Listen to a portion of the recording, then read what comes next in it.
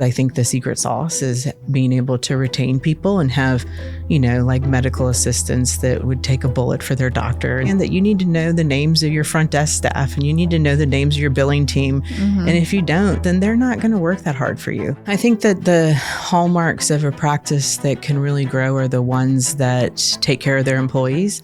I mean, we are staffing companies, really, right? At the end of the day, that's our biggest expense is payroll.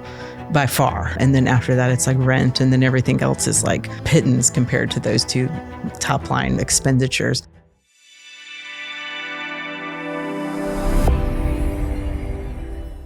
So today we have Katie Nunn, who's built a robust career in healthcare leadership spanning over 2 decades.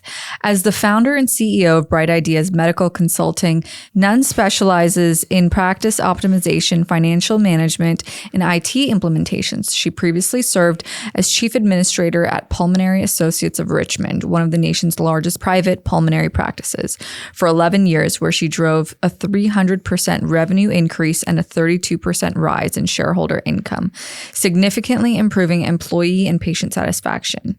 You got an MBA from Virginia Commonwealth and a bachelor's in biology from Virginia Tech.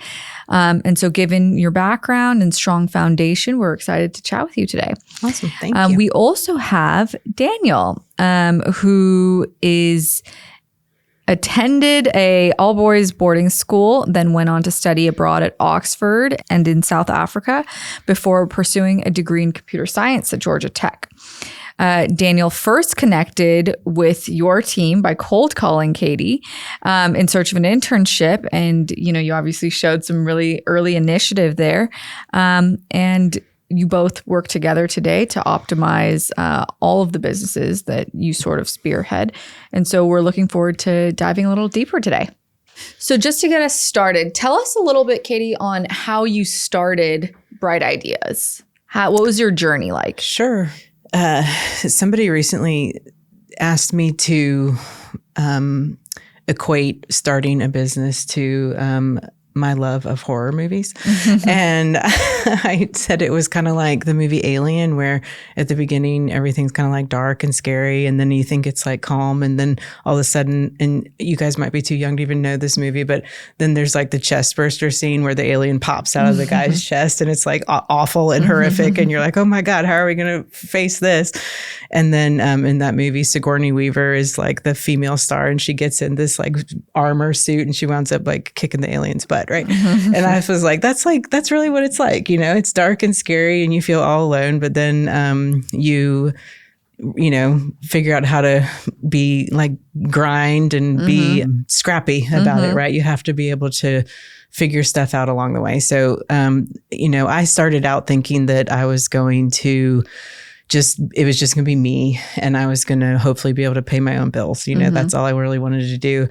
And here we are 6 years later and we have 108 employees and it's grown into something much, much bigger. And it's been a crazy journey and super rewarding, sometimes really scary, but I love it. And I think that one of the most gratifying things about it is having those 108 employees that feed their families off of what we do every day. Totally. Not to mention the, patients that we're helping on a regular basis as well. So,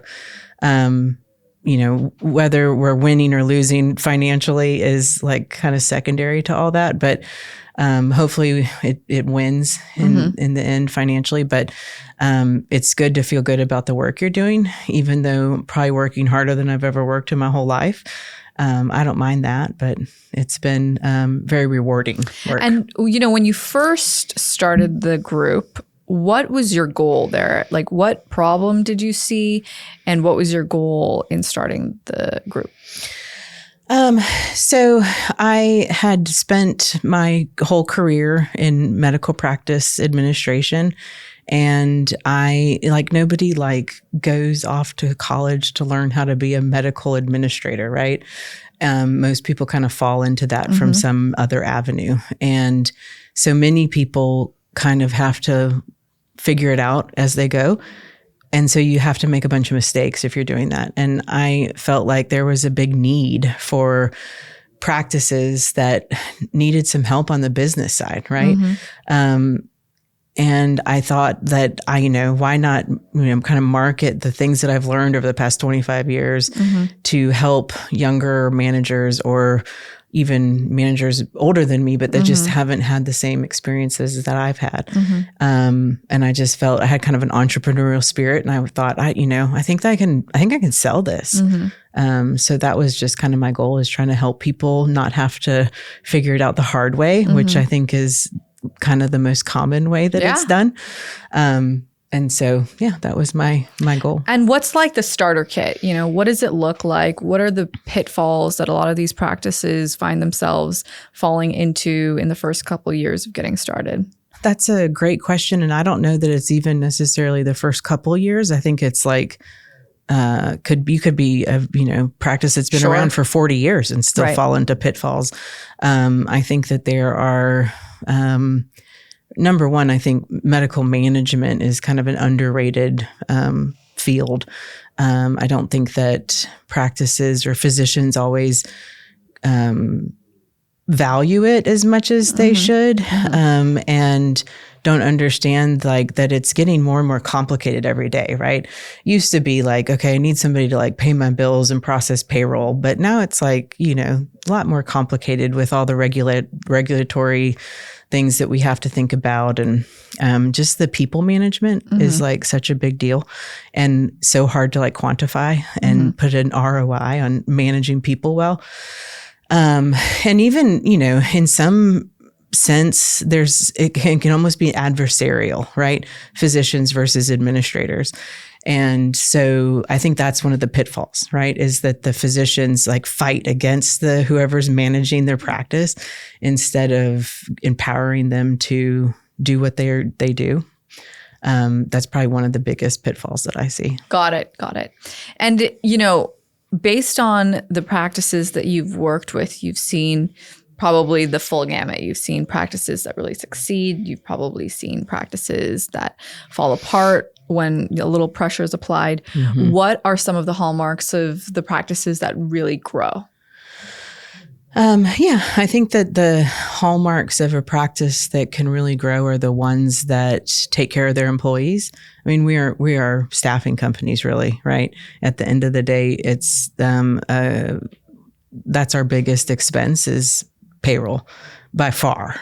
And then after that, it's like rent, and then everything else is like, pittance compared to those two top line, expenditures. And so if you don't know how to manage people and know how to retain people and train people and keep them engaged, then you're a revolving door, and it's really hard to grow if you're constantly having to recruit and train and recruit and train. And so that's, I think, the secret sauce is being able to retain people and have, like medical assistants that would take a bullet for their doctor and stuff like that. But then also have that's like a relationship that tends to be kind of like that. The MAs like feel fear, or they're fierce about the providers that they work for. But then you also have to understand that you need to know the names of your front desk staff, and you need to know the names of your billing team. And if you don't, then they're not going to work that hard for you. They're going to do the bare minimum. And so having an invested interest in the people that are helping run your practice, because you can't do it without them, right? I mean, if you don't have somebody nice at your front desk that's smiling at the patients when they walk in and being kind, then you're in trouble. Right. And you have an interesting structure where you are also running a 20 provider practice while having this consulting group. What's the relationship between the different businesses you run and manage, and how does it kind of feed off of one another? Yeah. So goose and a golden egg. Yeah, Dan says that our medical practice is a golden egg, and that my partner and I, who is Dr. Ummershaw, he's a brilliant physician, I'll say, we are the goose, right, that produces the golden egg. And we've been able to replicate it a couple times with opening different facilities. the relationship there is that he started VitalCare, the name of our family medicine practice, and I started Bright Ideas as our consulting company. And we met in 2019 when we'd both kind of just gotten started. And I was searching for clients, and he was struggling to manage a medical practice while being a provider at the same time. It's an overwhelming task to be both. And so we met, and we realized that we had very similar visions for what a medical practice could be and should be. And so we partnered, and we now have both companies. And so Bright Ideas is somewhat of the engine that powers the business side of the medical practice. And we take what we know, and so like we're consultants and we help other practices, but I think it's super helpful because we're doing it ourselves too, right? We're not just consultants that tell people what to do, even though we're not doing it day to day. And we're in primary care, which I feel like is like the front line of medicine, one of the hardest jobs out there in medicine. And so we really, we walk the walk. So our company, we're very like a blended family, right? Like we're all one big happy family. And the people that work for Bright Ideas, help support VitalCare in some way, and vice versa. So it's all together. And, what's an example of something that you've taken from the practice, the private practice, that you've implemented, you've seen it work really well, and then, you take it to your consulting group to sort of scale it to other practices? Yeah. So like chronic care management is one thing. I mean, we started doing that in our family medicine practice, and it was super successful, and the patients just absolutely love it. Do you want to talk a little bit about that program? Sure. Yeah. So chronic care management is a Medicare program that is approved for patients that have 2 or more chronic illnesses. So you can have like hypertension and high cholesterol, and you're, eligible for chronic care management. So pretty much anybody that's on Medicare is going to have 2 or more chronic illnesses, or it's rare to find somebody that doesn't, right? So, and then it's a light touch once a month, a phone call to that patient to make sure that they're doing okay. Like, are you still taking your meds? Have you been in the hospital recently? We see that you were supposed to see your gastroenterologist last month. Did you make that happen? Oh, you didn't? Well, do you want us to help you make an appointment? Maybe you have questions about diabetes. We have patients that just want to, like, they know they're supposed to have diabetic shoes, but they don't really know what to do about that. So our chronic care managers will talk to them about any of that stuff. Sometimes it's like the only person that they'll talk to for a month, and so they're just happy to get that phone call. Yeah, totally. Have somebody to check in. So that's been and Medicare pays us for that, which is great because we don't get paid for phone calls outside of that. And we make a lot of phone calls to patients every month. So that's a great program, and it helps keep patients out of the hospital, because I can't tell you how many times one of our chronic care managers has called and said, or the patient has said, "Oh, I'm so glad you called, because if you hadn't, I was going to go to the ER tomorrow for whatever, So we implemented that in our practice, and then we were able to replicate that for some of our clients, and we were able to provide that service for them, because a lot of practices, they like hear about stuff like CCM and think like, oh, that sounds nice, but they just don't have the bandwidth to take that on. They might not have enough like seats in their office to even put another body in, which all of our chronic care managers are remote and work from home, but they just can't really, everybody's overwhelmed, and they just don't have the time to even think about like implementing a project like that. So that's where we come in and can help. Got it. And another one is Katie has somewhat of a proprietary way of managing a practice in the form of a data dashboard. And it's, I'm a big fan of it. I probably bragged way too much about it for Katie, but it's really her 30 years of experience, laid out into KPIs that manage a practice down to the physician level. And, it's something that she's come up with actually with her mentor, and, iterated upon an Excel spreadsheet essentially. And it's like 30 years of, medical intelligence, just into an Excel spreadsheet. And then she's kind of rolled that out into some of the clients as well. And, the clients get addicted to it essentially because it's 30 true. years of Yeah. expertise in a spreadsheet, and they love it. They beg for it every month to see Yeah. their data. Well, I kind of equate it to like without it, you're kind of like driving your bus down the highway without knowing how much gas you have. If you have a Totally. check engine light on or any, who knows if you need, oil or whatever. And with this dashboard, we're able to, look at all of those numbers on a regular basis. And it's just, it's so important to have it in a way, like, it's not like these numbers were available to them, but it has to be easily digested, right? And so giving that data to doctors or practice managers in a way that they can look at it and like things pop out at them, Right. is so important. Yeah. Because otherwise they're just not going to look. They're not going to understand. So that's what we rely on to run our practice. And then if we do revenue cycle management for other practices. And so if you're a billing client of ours, you're going to get that dashboard. And once they get it, it's like you can't miss a month because they're like, where's the dashboard? They want to see it. Yeah. And that's why I asked you the question about if doctors get mad at you, and what that feels like, because that's how they care. Yeah, it's totally. Nice to, Totally. get yelled at once a month. Yeah.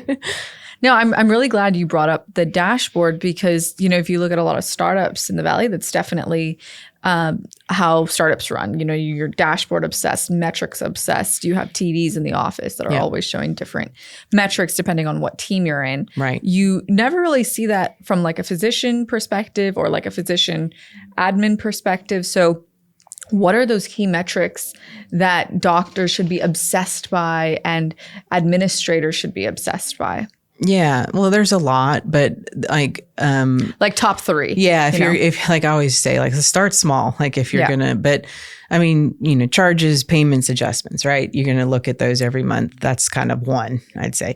But then I want to know coding distributions for every provider individually, because you can have one, like we were talking to one of the other attendees here this weekend, and he was saying how one of his, he's in cardiology, and he was saying one of his nurse practitioners was billing 99212 all the time. And I'm like, it just hurts me to because there's nothing she's doing or he's doing that's a 212. Like, that's, and so, but if you don't have the transparency to see that, like you're just leaving money on the table. Right. And if you extrapolate that kind of change, like that person should be billing 3s and 4s probably. And if you extrapolate that change over the course of someone's career, you're talking about millions of dollars, right? Mm-hmm. I mean, it might be $30 a visit, but when you're seeing, 30 patients a day, whatever, 20 to 30 patients a day, that number adds up fast. So that kind of thing, anything that you want to, I always say that which gets measured gets improved, right? Mm-hmm. So anything that you want to have improved, you should have it on your dashboard. So we have sleep medicine as part of our family medicine practice too. And so we ask our providers to always be thinking about sleep. And we want them to be referring appropriately to sleep. Now, if you're a primary care provider and you're not asking your patients how well they sleep, you're omitting 30% of their life, right? So it's a very relevant question to ask. And it's not like it's a, pocket wallet biopsy, right? It's a important part of life. And so that's why we have it as part of our practice. But lots of primary care providers, takes a lot of repetition and education for them to think about sleep, because that's not something that's necessarily built into their training. So we put that on our dashboard, those kinds of things. Anything that you want to improve, you need to have it on your dashboard so you can see who's doing what and how well they're doing with that metric. Got it. And so, since you've given the doctors a lot of this clarity in terms of trends that they're seeing, what are some of the operational blunders that you see time and time again when you talk to these practices? You mean like if we're looking at their dashboards kind of thing? Or just evaluating the practice. But just evaluating the practice as a whole, what are the looking at the same things that are going wrong again and again and again. Sure. I think that accounts receivable is one of the main ones, right? Many revenue cycle management companies are really good at getting claims out the door and getting payments posted, maybe even working denials, but you still have to work that AR, right? Yep. And so if you're not looking at your accounts receivable and watching those buckets, then you're leaving money on the table. And how do you tell them to address that? Well, we look at the AR every month, right, as part of their dashboard. And I think that's helpful because all of a sudden you see these big numbers and these buckets that are getting older and older. And it's like, that's just hanging out there. And so it's very helpful to look at that. And then, we have to figure out who's responsible for that and how are we going to operationalize that and how are we going to fix it? A lot of times it's patient accounts, right? It's hard. Patient collections is there's no practice out there that's really great at patient collections. Everybody goes into medicine to help people. They don't like asking people for money. Yep. So we have to work hard on that too. And implementing EMR and PM systems can be a huge nightmare for practices. Based on your success at Pulmonary Associates, what are the best tips on that transition? Yeah, so that was kind of how I was telling Dan this story earlier. That was kind of how I got because I started in this medical field when everybody was still on paper charts. And, I implemented an EMR system before all the meaningful use stuff came out because I was just tired of the where's the chart game. We used to spend hours just searching for the chart and it might be in the doctor's office or it might be in their car or who knows, right, it's a total nightmare.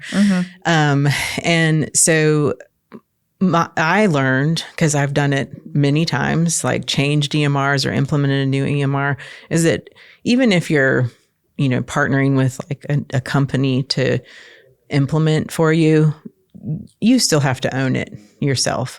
You can't expect them to understand all the nuances of your practice. So hopefully you're working with a partner that's a good implementer, but you still have to own it yourself. You have to be very involved and, kind of understand how you're going to attack the project. Right. You can't just say, okay, well, this company's going to do it all for me. Yeah. It doesn't work that way. And, regulations like MIPS and MACRA can be super time intensive.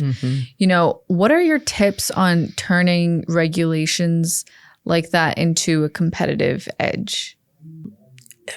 It's just, you have to understand it all, right? I mean, and that's what's so hard is if you,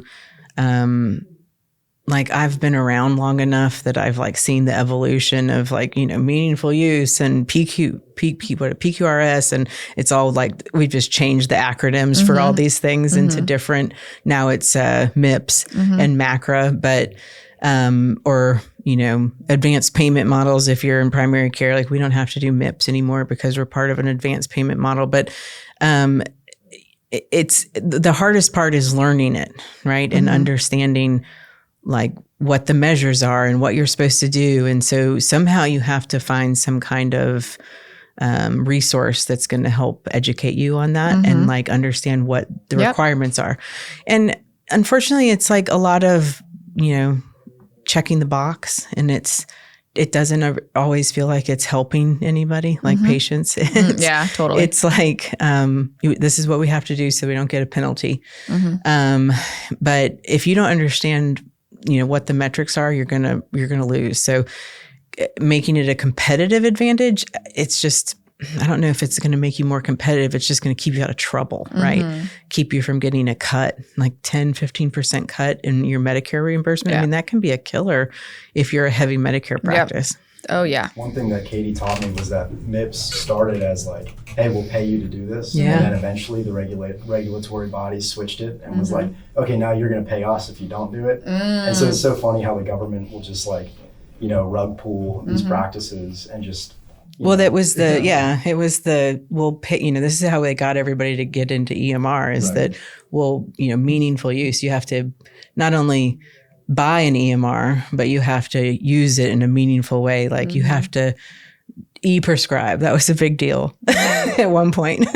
And so, you could like have your EMR paid for by the government by meaningful use. But then it was like, okay, so it was the carrot and now it's the stick. Yeah. And then it's, I guess, like, to answer your question, to like make it a rainmaker, but it's only a rainmaker for now, right? Like with the value-based care stuff, I'm sure one day it's just going to be, okay, this is what we do. Now you got to pay us if you don't.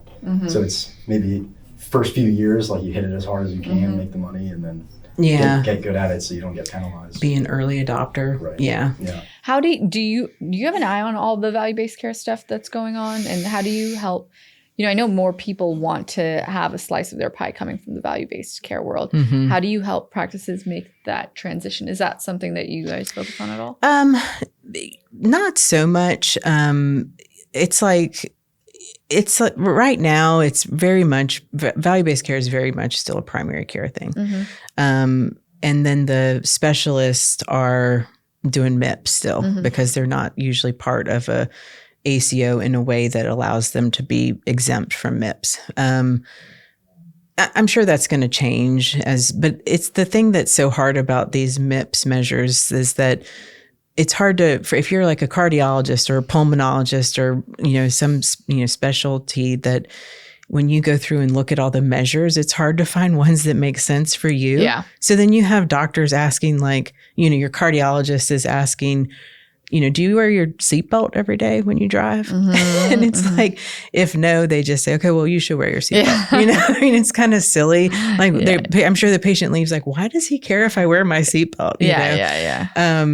So we will help if they need to, like, direction on like where to go to get educated. But since we have gotten out of having to do MIPS, we're more involved in the like advanced payment models and that kind of thing. We're probably more adept at helping other primary care groups. And it's the things that are hard are like trying to keep up with all the care gaps, as they say. Like, this patient needs to have a colonoscopy, this patient needs to have a mammogram, this patient needs both. And how do you, because we don't do those tests, right? So we got to figure out where they got it done, if they got it done. So it's a lot of research. We have to have a lot of Sherlock Holmes on staff to find, figure out where they were supposed to go and if they did it, and then get the report so we have it in their chart, because that's how we check the box. And the data hasn't been that good, right? It's 3 months lag. At least. Sometimes it's a year lag. There's some new vendors that are like now. Yes. Right? So it's like, from a computer science standpoint, like, having the data readily available now is the only way to make the meaningful change in patients' lives. So it's really only happening now, right? With Pearl and some others. And even that is more like, it's not necessarily checking all the boxes. It's like, this patient was hospitalized, so you probably need to follow up on them. That's great, but that's still only a small part of the value-based care stuff. And yesterday you were talking a little bit about RPM and how you think it can be a pretty big game changer for practices. What do you think the future of that looks like? Yeah, so, I feel like RPM can be used in different ways. So like, for some practices, they need RPM because they don't have the capacity to see their patients as often as they'd like, because they're so overwhelmed, right? So like neurology, endocrinology, specialists that are, booked out for months like 6 months, right? And you don't want to have to push that patient out 6 months. So at least RPM gives you some data points on that patient. And if you see that they're like, going downhill, that you can intervene, right? Sooner than 6 months. For other practices that need to generate more business, they can use it in the opposite way and say, okay, this patient's going downhill, let's get them in, right? And that's probably the most ideal way, but not if you're already overwhelmed with patients. So that's where I kind of see RPM in and of itself, I don't see as being like a huge revenue generator, but I think that it can help you avoid, emergency room visits and hospitalizations. And it can also drive business to your practice if you need, if you're trying to build a bigger volume practice. Got it. We talk a lot about burnt out providers, but I think burnt out administrators is also a pretty massive problem in healthcare. And, or lack of. Right. Yeah. And I read a statistic that basically said the lack of administrators is going to grow by 28% in the next 2 years. Yeah. And so you have practices, you have systems, small hospital groups that are suffering from a lack of administrative staff. How does Bright Ideas sort of address this problem? Is there a model where you guys can take on, everything fully outsourced, or, what are the ways that you address this problem? Yeah. I mean, we can do what we have learned over the past 6 years since we started is that we are best used when we don't have to be like boots on the ground, because that's just not, it's hard for us to be everything to everybody. So we can do, a lot of support remotely, and that's like where we fit in best, but we still need to have somebody that's like boots on the ground, that's managing the people, that's like, dealing like, so when you're a medical administrator for a medical practice, hospital world is a little bit different, but when you're a medical administrator in a medical practice, you wear 50 different hats, right? I mean, one day you're the plumber and the next day you're talking to the hospital CEO, right? So totally. And a therapist. Definitely a therapist. You hear a lot. Yeah. Emotional support animal, like whatever you want to call it. So, I think that is a hard, many people are good at a few things, but not many are good at a lot of things. And so that's where I think we can help, is like, we can be like a phone a friend, like, oh my gosh, like this person just came to me and brought me this issue. I don't know how to deal with it. I'm going to call Bright Ideas and see what their advice is. And I think that that's a huge tool, because when I was young and, learning all this, I didn't really have that. I had to just like figure it out. And you make mistakes that way. And then you learn like, oh, well, that wasn't the right way to do this. Right. So that's what we want to do, is like be the resource, be the phone a friend, the guiding light that helps people through those rough times and those unexpected things. Yeah. Because that's the kind of stuff that can really like bog you down. Like when you're a practice manager, your day is not your own. Like you might have an agenda that you're like, okay, I'm going to do these things today. But then your day happens to you, and people are coming in your office and asking you stuff, and it's, your day is not your own. So sometimes you just need to like offload some work to somebody, or sometimes you just need some advice on how to handle something. Sometimes you need a therapist yourself, somebody to vent to. And physicians are tough, they can be really hard to work for sometimes, really high expectations. And it's also work that they're not real familiar with, so they don't really understand. So sometimes you just need somebody to like talk to, and it's kind of a lonely job too, because you have like your front desk staff and your MAs and stuff like that. And then you have providers, and there's not really many people in the middle. So that's where we fit in. Yeah. So I'm going to transition a little bit to our last segment, which is basically on extra time in your day, right? Like one of our goals is to empower providers, back office staff, front office staff, to use as much tooling as possible to create more time in their day for themselves. What are some of the most powerful tools that you've used or you've seen your practices use that free up some of their time? And, what are some of those things that people do with that time? Yeah. For providers or